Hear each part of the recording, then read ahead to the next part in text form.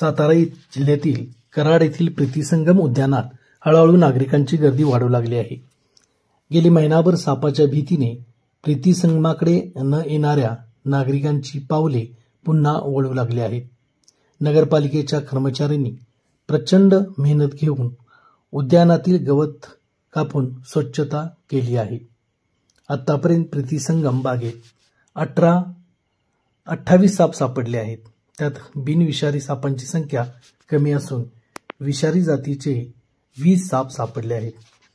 या सर्व सापांना सर्पमित्रांनी पकडून सुरक्षित स्थळी सोडले आहे.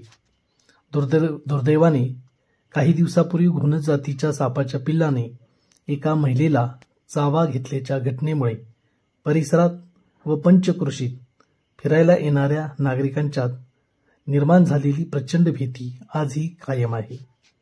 सुरुवातीला अद्ययावत यंत्रणा आणून गवत कापले गेले, मात्र पुन्हा गवत वेगाने वाढू लागले आहे.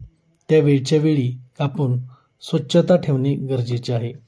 यासाठी नगरपालिका सतर्क आहे.